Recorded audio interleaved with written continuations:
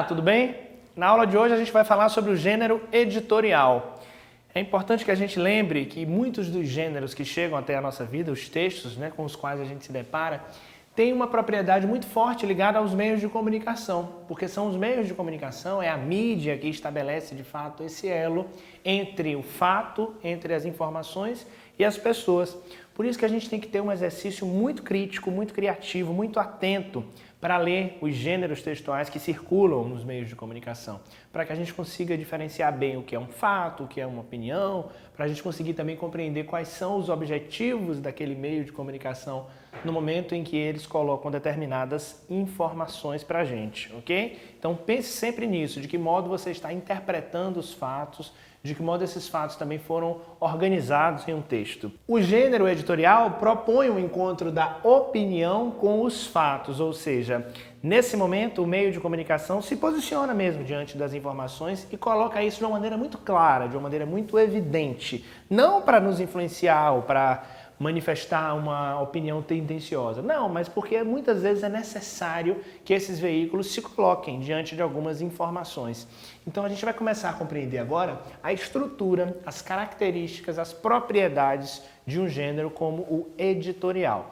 Primeiro, o editorial geralmente ele vai ser publicado em jornais, em revistas, ou ele também pode ser lido no momento de um telejornal. A gente vai falar sobre essa variação do editorial. Lembrando sempre que é um gênero, então, de caráter jornalístico e também de caráter opinativo, ok?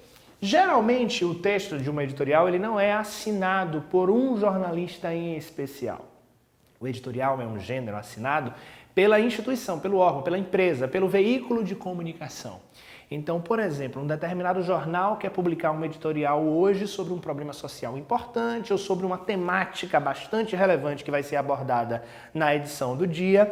Nesse caso, quem assina é o próprio jornal, a própria revista, ou seja, o próprio veículo assina esse texto. Por mais que a gente saiba que esse texto, obviamente, foi escrito por alguém, por um sujeito, por um ser humano, esse texto ele ganha uma propriedade mais institucional, porque é a voz da empresa, ou seja, a empresa seleciona muitas vezes o editor-chefe, a pessoa que lidera essa redação, lidera esse grupo de jornalistas, para escrever esse texto com auxílio, com o olhar de outros profissionais do meio, para apresentar esse texto na sociedade por meio de uma assinatura, então, geral. Você não vai ver lá, fulano de tal, não. Você vai ver o nome do meio de comunicação, o nome do jornal ou o nome da revista, por exemplo. No caso de um telejornal, que a gente vai ver daqui a pouco, a explicação sobre isso, também acontece a voz da empresa, muito mais do que a voz de um jornalista específico. A gente diz também que o editorial tem um caráter metalinguístico. Por quê? Porque é o jornal falando sobre o próprio jornal. A metalinguagem acontece quando a gente utiliza uma linguagem para falar da própria linguagem. Por exemplo, um quadro, uma pintura sobre pintura, ou seja, é a pintura falando sobre ela mesma. A gramática, por exemplo, que é um livro de palavras, um livro composto por palavras, explicações linguísticas sobre a língua. No caso do editorial, ele tem esse caráter metalinguístico porque é um texto jornalístico publicado em um jornal que também vai falar sobre o próprio jornal, ou seja, quando ele anuncia conteúdos que serão publicados nesse jornal ou nessa revista, por exemplo. Então, é o jornal, é a revista falando deles mesmos. Nós temos também um caráter especial do editorial quando ele é veiculado em um telejornal. Nesse momento, a emissora de TV se posiciona diante de um fato. Pode ser, por exemplo, em virtude de um acontecimento muito importante para o país, o falecimento de uma figura célebre ou um acontecimento muito forte que impacta a vida da nação. Pode ser também quando a empresa, quando o meio de comunicação é acusado de alguma coisa, ou seja, ele precisa se defender, ele precisa se posicionar, ou em algum momento sério do ponto de vista das informações e da circulação dessas informações, momento esse em que a emissora percebe que não basta apenas expor fatos, é preciso também alertar a população. É muito arriscado esse limite entre a opinião e o fato, porque é possível que o leitor seja influenciado, que o telespectador seja influenciado pela opinião do meio de comunicação. Mas esse risco muitas vezes vale a pena, porque os meios também, esses meios de comunicação, eles não podem ficar tão distantes da relação com a sociedade, ou seja, em alguns casos vai ser importante sim se posicionar, mostrar que o jornal não está ali apenas transmitindo informações sem um posicionamento, ok? Bom, existem variações do editorial que são publicadas, no caso de jornais e de revistas, com outros nomes que muitas vezes parecem outro gênero, mas estão bem próximos do que é uma editorial. Às vezes surge com o nome, por exemplo, o editorial vem com o nome de carta ao leitor ou carta do editor, não confundir com a carta do leitor, que é aquela escrita pelo leitor e enviada para a revista ou para o jornal, por exemplo. Não, aqui é uma carta ao leitor ou uma carta do editor, ou seja, das pessoas que estão por trás, né, estão nos bastidores da construção dessas notícias, para falar com o leitor nesse momento sobre algum determinado assunto. Por isso que o editorial também é publicado geralmente nas primeiras páginas, porque é como se fosse também uma introdução naquele jornal, um bate-papo que o editor estabelece entre a empresa, entre o veículo e os leitores.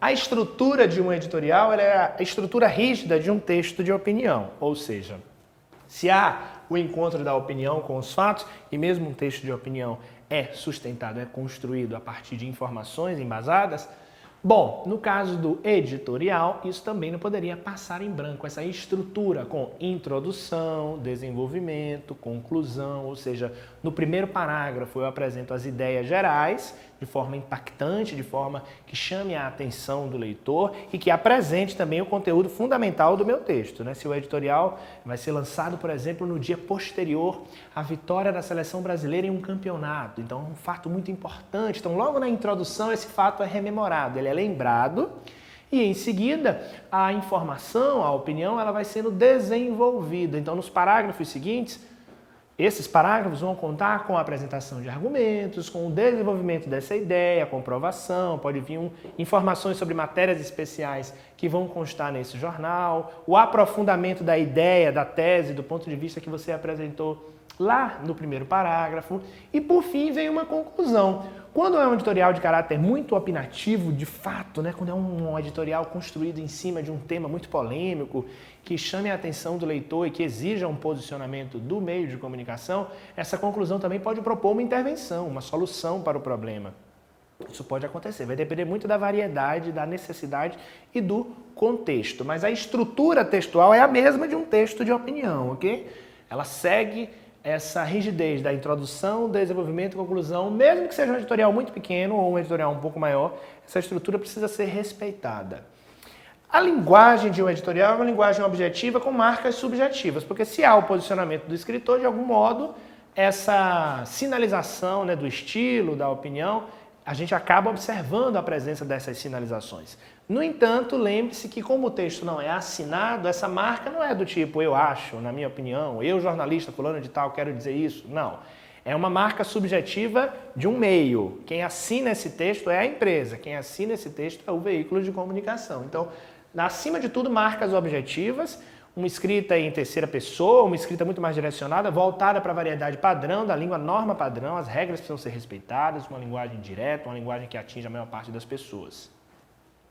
E a gente pode dizer também que o editorial apresenta uma característica de atualidade, ou seja, é um texto que dialoga com a contemporaneidade, dialoga com os fatos do cotidiano e também tem uma temperatura especial. Por que isso? Porque é um conteúdo quente, o conteúdo do dia, do momento, da semana, do mês. O editorial pode envelhecer um pouco, ou seja, ele pode ficar um pouco atrasado se ele for publicado fora de hora, fora daquele momento. Então, a temperatura desse tema, ou seja, a temperatura desse conteúdo é muito quente, ela está muito próxima do que a gente está vivendo, muito próxima da vivência dos leitores. Então, o fato aconteceu hoje, a edição de amanhã já vai abordar isso no editorial. Tem essa propriedade de aproximação com o cotidiano que torna o editorial um gênero muito próximo da nossa vida, um gênero muito próximo dos fatos que estão acontecendo e a gente sente que essa opinião, a abordagem sobre esse fato ganha um caráter especial e, quando bem construído, quando bem escrito, nos ajuda, inclusive, a interpretar as informações que circulam na sociedade. Quando a gente percebe, né, a necessidade que os jornais têm de sinalizar os fatos mais importantes, né, extra, edição especial, esses fatos geralmente ganham o olhar especial do jornal, da revista ou da emissora de TV. Então, os jornalistas estão sempre atentos para sinalizar quais são esses fatos mais relevantes. Qual é o fato que vai merecer o destaque do editorial do dia ou da semana? Então é importante pensar na qualidade desse conteúdo também. Que fato merece esse destaque?